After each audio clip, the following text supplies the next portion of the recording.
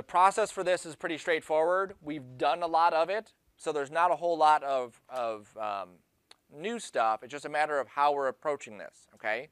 So the first thing we do is we copy our template folder, paste it, we rename it to text.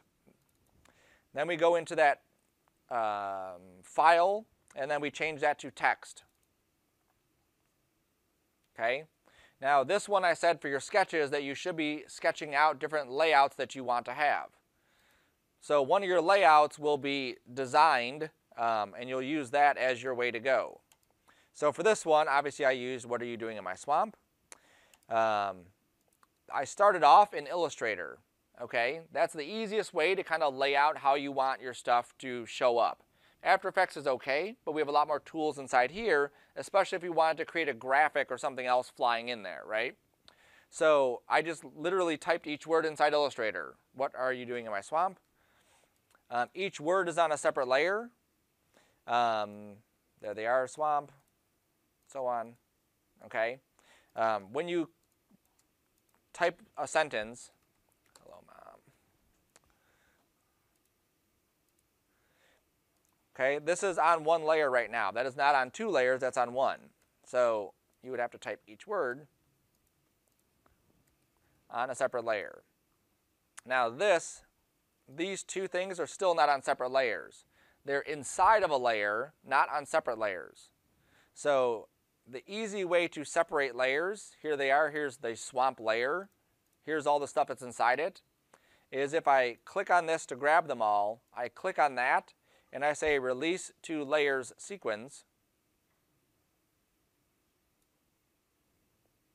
There we go. It didn't really do anything or didn't appear to do anything, but it did. Everything is now sequenced. I could then pull those out of that layer.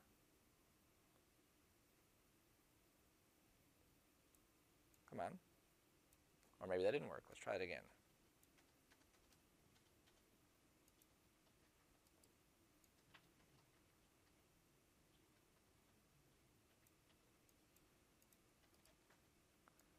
Release to layers, sequence, yes.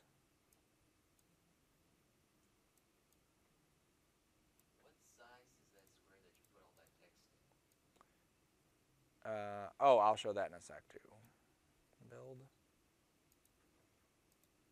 All right, well that should be working. Apparently it doesn't want to work today. If it doesn't work, for whatever reason it's not working now, then I would literally just go over to this area and I would make a bunch of layers, and then you can just drop the stuff into that layer. There we go. And then I would rename each one exactly what the layer is, okay? Inside Illustrator, your document size should match the size that we're going into After Effects with, okay? So we should be looking at 960 by 540, okay? Pixels, not inches. And that's all you need to set here. You should have to make it RGB, or you shouldn't have to make it RGB. It should default to that, but in case it doesn't, make sure it's RGB. And I also turn my transparency grid off. There we go. Okay, so then you type your text, separate your stuff. If you want a graphic in there, put a graphic in there. Make sure everything is on separate layers. If you mess up, it's not a big deal because the process from Illustrator to After Effects is pretty seamless, okay?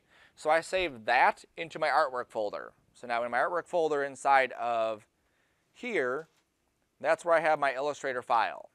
I also have a texture that I use, you'll see, but there's my Illustrator file. Now to bring it in, it's pretty straightforward again. Let me just organize myself a little bit more. This goes in audio. There we go. Okay. I double click down here just to import stuff. Or you can go to File, Import, File, and you find your artwork. So I have to go into the right folder, Text, Artwork. I click on this. Don't double click it. We have to single click it because we have to tell it that we don't want it flattened. We want everything just out as separate layers. So I click on it. I go down here and I say Composition, Retain Layer Size. We'll get more into what those are specifically later. But for now, if you just remember that composition, retain layer size, and then when you import it, you get a composition. If I can make that bigger, there we go. And you also get each one of the layers come in as well. Oh, so they can't be all individual? Right. So if we were to have them all in one layer, they would come in as one layer. Okay? Which is what I kind of want to do. Right? So we want all of these to be separated. So that's what it's going to look like coming straight from Illustrator. If we change something in Illustrator, let me reopen my swamp. Let's say I change the color here to blue. I save it. I jump back to After Effects. I save it. Come on. There it goes. Took a second, but it updated. Okay? So it's pretty quick going from one to the other. The only time it's not going to update is if we added a new layer, it won't know what to do. Okay? That's why you want to make sure all your layers are set up. If I screwed up and I didn't export it right or save it right, I would just delete those two things and then re-import it. Delete the swamp composition and the swamp layers. Okay. I'm going to undo that, save it again, bring it back in. There we go. Now, for mine, I also, like I said before, a piece of audio helps because it helps you sync up exactly when stuff is supposed to happen. So, my swamp, MP3. So I Googled it. I found this one.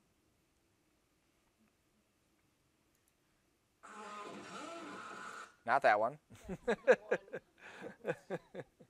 There it is. What are you doing in my swamp? Wonderful. And then it allows you to download the MP3. So I downloaded the MP3 and drop that in. If you need to crop it, cut it, whatever, we'll go over that kind of stuff later. Just for now, you could just use After Effects and literally just crop the piece of audio exactly where you need it. Okay? So then I take my audio that I've also imported and I drag it down here. Now notice my audio is only that long, so now I know exactly how long my animation should be, probably about that. So I go to 5 seconds, I set the end of my work area, I crop it, and then I move from there.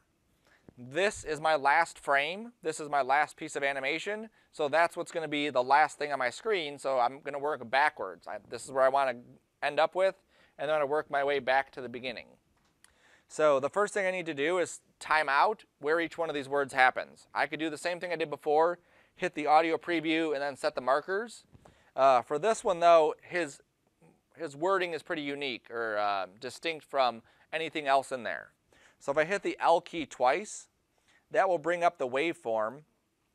If you've never seen this before, basically the bigger the waves, the more sound there is, okay? So when he says, "What are you doing in my swamp?" if you look at the waves, what are you doing in my swamp? There's a wave basically for each one of those. So if I just go to the start of this, and I put an asterisk here, an asterisk there, an asterisk here, and if I don't get it right, I can move them. It's just placeholders in my swamp. Okay. So I just put placeholders there so I would see exactly where that's going to go. And then the rest of this is just animating how I want these things to come into my scene. So if you look at this one, this is how I attacked this thing animating.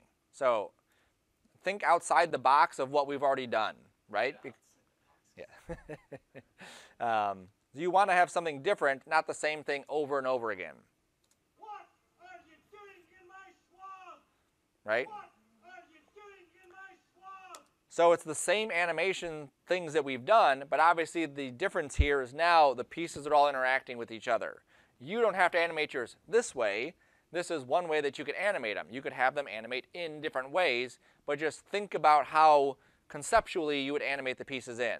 You could still use layer masks. You can still use scaling. You can still just bring stuff in from off screen. Think about how you want those things to animate. So I'll show you how I did this one and then let you go from there.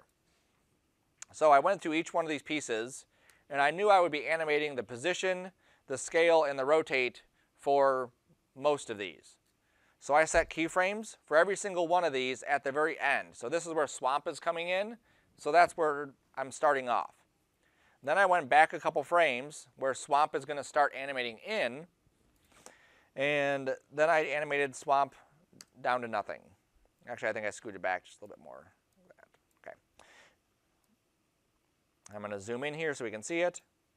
Now with swamp just kind of getting bigger, I wanted the other letters to kind of like be in its place. So every time like one would come in, it would push the other one aside. So then I would go down to the next word, which is my. And then my is actually going to be in this place. And it'll probably be rotated like that. So now if I hit play, you can see how swamp pushes my out of the way. Now, they're not actually connected in any way. It just looks like they're moving together, right? So then I go back to the word my. And this is where my is coming in. That's my marker. And I say, okay, I'm going to grab everything, set position, rotate, and scale keyframes for all the stuff. Go back a few frames. Take the word my, shrink it down to 0. And then in would come into that spot.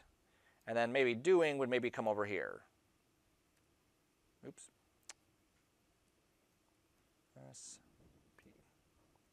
And then I'll rotate doing a little bit. There, like that. So now I have this.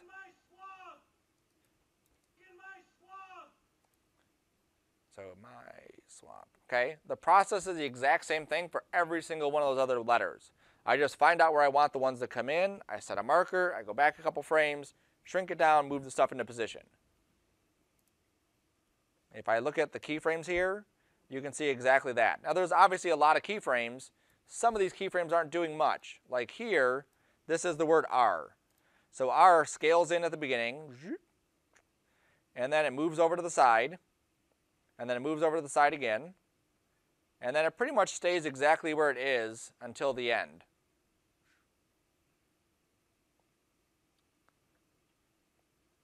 Okay, so I don't need every single one of these keyframes, but I put them there anyway because it makes it easier. Okay, then what I did is I went kind of in the middle of this. So when my, like after I'm all done with all of it, as my is coming in, I went and scaled it up bigger than it needed to be. And then I went to swamp and did the same thing. I went a couple frames before, scaled it up bigger. There we go. And that way it gets bigger and then comes back down. Okay, so that's the process I use for mine. Yours will be whatever you set up yours to be.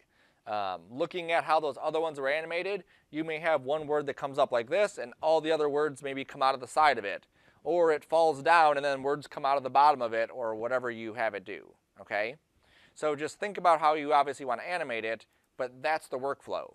Okay, and then the last thing that I did for texturing, I imported a texture. So artwork, I found a picture of rocks online. I went, imported it, dropped it down into my composition, and then on each one of my layers, I added this effect under Stylize called Texturize. And what it does is it takes one image and it applies it to something else. So I applied on my swamp, I'll go to the end of this. On my swamp, I added this Texturize effect. I picked the texture I wanted to use, and then it's simply a matter of rotating how this texture is being placed, and then playing with the contrast of it.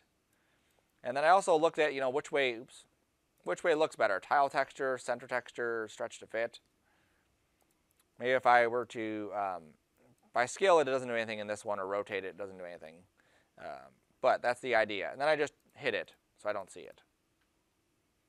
Okay, and I did that to each one of those. I also added on top of it a drop shadow. So this is the word my. If I turn off the drop shadow, okay, just because it gives it a little bit more depth. What are you doing in my swamp? Okay, the rest of this, vignette, like we did before. That's nothing new. Let's put this at the top. No, not there. And that's it. Okay, so the process is, I'll get your question. We start off in Illustrator, we draw out our artwork, make it all layers, bring it into After Effects, drop it onto the new composition, or open the composition, get our audio if we're using audio, or try to find one way that we're going to animate it, and then just start animating each piece. Okay, thinking of each word as a separate piece. You could even break it down into letters if you want to break it down to letters. Each letter would then have a separate layer as well. Yes, now your question. How did you view the sound? To view the sound, you just hit the period to just hear the sound. Oh, to see the waveform. Sorry, 2 L's. 1 L will show the levels, which is the volume, and then 2 L's will show you the waveform. Okay, so it's pretty straightforward, but obviously we have a couple extra things we've added in there. Make sure you, as you are working and you're saving your stuff, if you don't have this Illustrator file, you go to After Effects, nothing's on the screen. It's linking to that Illustrator file. If I go in here and I delete all this stuff, and then I save it, my stuff is now gone inside of After Effects. Okay, so make sure that you save your stuff so that you have it all. If you are missing a font, make sure you save that font too, or if you know you're not going to be editing the type, you can go to Type and you can create outlines. And that way the type is actually like locked in. It's not fonts anymore, it's just like strokes. Questions on that? I like that font. Right. Sir. So that box you created was 960 by 540. Correct. Pixels. White around it.